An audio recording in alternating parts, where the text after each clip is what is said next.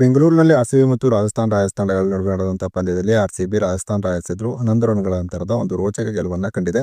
ಹಾಗಾದರೆ ಆರ್‌ಸಿಬಿ ಮತ್ತು ರಾಜಸ್ಥಾನ್ ರಾಯಲ್ಸ್ ತಂಡಗಳ ನಡುವೆ ನಡೆದಂತಹ ಈ ರೋಚಕ ಪಂದ್ಯ ಹೇಗಿತ್ತು, ಹಾಗೆಯೇ ಕಡೆಯ 3 ಓವರ್‌ನಲ್ಲಿ ನಡೆದ ಹೈ ಡ್ರಾಮಾ ಹೇಗಿತ್ತು ಎಂಬುದರ ಕಂಪ್ಲೀಟ್ ಡೀಟೇಲ್ಸ್ ಅನ್ನ ಈ ವಿಡಿಯೋದಲ್ಲಿ ನಾವು ನಿಮ್ಮ ಜೊತೆ ಶೇರ್ ಮಾಡಲಿದ್ದೇವೆ. ಈ ಸುದ್ದಿಯ ಡೀಟೇಲ್ಸ್ ಅನ್ನ ಕೊಡುವುದಕ್ಕಿಂತ ಮುಂಚೆ ನೀವು ಆರ್‌ಸಿಬಿ ತಂಡದ ಅಭಿಮಾನಿಗಳಾಗಿದ್ದಲ್ಲಿ ಈ ವಿಡಿಯೋಕ್ಕೊಂದು ಲೈಕ್ ಮಾಡಿ. ಹಾಗೆಯೇ ಆರ್‌ಸಿಬಿ ಸೀಸನ್ 18ರಲ್ಲಿ ಪ್ಲೇ ಆಫ್ಗೆ ಹೋಗುತ್ತದೆ ಅಂತ ನಿಮಗೆ ಅನಿಸುತ್ತದೆಯೋ ಅಥವಾ ಇಲ್ಲವೋ ಎಂಬ ನಿಮ್ಮ ಅನಿಸಿಕೆಯನ್ನ ತಪ್ಪದೇ ಕಮೆಂಟ್ ಬಾಕ್ಸ್ ಅಲ್ಲಿ ತಿಳಿಸಿ. ಕೂಡ ಬೆಂಗಳೂರಿನಲ್ಲಿ ಆರ್‌ಸಿಬಿ ಮತ್ತು ರಾಜಸ್ಥಾನ್ ರಾಯಲ್ಸ್ ತಂಡಗಳ ನಡುವೆ ನಡೆದಂತಹ ಪಂದ್ಯದಲ್ಲಿ ಟಾಸ್ ಅನ್ನು ಗೆದ್ದಂತಹ ರಾಜಸ್ಥಾನ್ ರಾಯಲ್ಸ್ ತಂಡ ಮೊದಲು ಫೀಲ್ಡಿಂಗ್ ಅನ್ನು ಆಯ್ಕೆ ಮಾಡಿಕೊಂಡಿತು. ಇನ್ನು ಟಾಸ್ ಸೋತು ಮೊದಲು ಬ್ಯಾಟಿಂಗ್ ಇಳಿದಂತಹ ಆರ್‌ಸಿಬಿ ನಿಗದಿತ 20 ಓವರ್ನಲ್ಲಿ 5 ವಿಕೆಟ್ಗಳನ್ನು ಕಳೆದುಕೊಂಡು 205 ರನ್ಗಳನ್ನು ಹೊಡೆಯಿತು.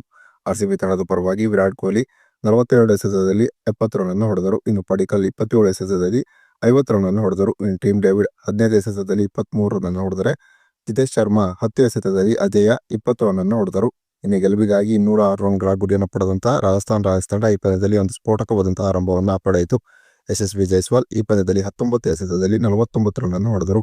ಇನ್ನು ಕಡೆಯಲ್ಲಿ ಧ್ರುವ್ ಜುರೇಲ್ 34 ಎಸೆತದಲ್ಲಿ 47 ರನ್ ಹೊಡೆದರು. ಇನ್ನು ನಿತೀಶ್ ರಾಣಾ 22 ಎಸೆತದಲ್ಲಿ 28 ರನ್ ಹೊಡೆದರು. ಕಡೆಯ 3 ಓವರ್ನಲ್ಲಿ ರಾಜಸ್ಥಾನ್ ರಾಯಲ್ಸ್ ತಂಡಕ್ಕೆ ಗೆಲ್ಲಲು 40 ರನ್ಗಳ ಅವಶ್ಯಕತೆ ಇತ್ತು. ಇನ್ನು ಆರ್‌ಸಿಬಿ ತಂಡದ ಪರವಾಗಿ 18ನೇ ಓವರ್ನ ಬೌಲಿಂಗ್ ಮಾಡಲು ಬಂದಂತಹ ಭುವನೇಶ್ವರ್ ಓವರ್ನಲ್ಲಿ ರಾಜಸ್ಥಾನ್ ರಾಯಲ್ಸ್ ತಂಡ 27 ರನ್ಗಳನ್ನ ಹೊಡೆದು ಬಿಟ್ಟಿತು. ಹೀಗಾಗಿ ಕಡೆ 2 ಓವರ್ನಲ್ಲಿ ರಾಜಸ್ಥಾನ್ ರಾಯಲ್ಸ್ ತಂಡಕ್ಕೆ ಗೆಲ್ಲಲು 18 ರನ್ಗಳ ಅವಶ್ಯಕತೆ ಇತ್ತು. ಈ ಹಂತದಲ್ಲಿ ರಾಜಸ್ಥಾನ್ ರಾಯಲ್ಸ್ ತಂಡದ ಪರವಾಗಿ ಶುಭಮ್ ದುಬೆ ಮತ್ತು ಧ್ರುವ್ ಜುರೇಲ್ ಉತ್ತಮವಾಗಿ ಬ್ಯಾಟಿಂಗ್ ಮಾಡುತ್ತಿದ್ದರು. ಹೀಗಾಗಿ ಆರ್‌ಸಿಬಿ ಈ ಪಂದ್ಯವನ್ನ ಎಲ್ಲಿ ಸೋತು ಬಿಡುತ್ತದೆ ಎಂಬ ಆತಂಕದಲ್ಲಿ ಆರ್‌ಸಿಬಿ ಅಭಿಮಾನಿಗಳಿದ್ದರು. ಆದರೆ ಆರ್‌ಸಿಬಿ ತಂಡದ ಪರವಾಗಿ 19ನೇ ಓವರ್ನ ಬೌಲಿಂಗ್ ಮಾಡಲು ಬಂದಂತಹ ಜೋಶ್ ಹೇಜಲ್ವುಡ್ ಆ ಓವರ್ನಲ್ಲಿ ಕೇವಲ 1 ರನ್ ನೀಡಿ 2 ವಿಕೆಟ್ ಅನ್ನು ಪಡೆದರು. ಹೀಗೆ ಜೋಶ್ ಹೇಜಲ್ವುಡ್ ಮಾಡಿದಂತ ಅದ್ಭುತ 19ನೇ ಓವರ್ನಿಂದಾಗಿ ಆರ್‌ಸಿಬಿ ರಾಜಸ್ಥಾನ್ ರಾಯಲ್ಸ್ ಎದುರು ನಡೆದಂತಹ ಪಂದ್ಯದಲ್ಲಿ 11 ರನ್ಗಳ ಅಂತರದ ಒಂದು ರೋಚಕ ಗೆಲುವನ್ನು ಕಂಡಿತು ಅಂತಾನೆ ಹೇಳಬಹುದಾಗಿದೆ.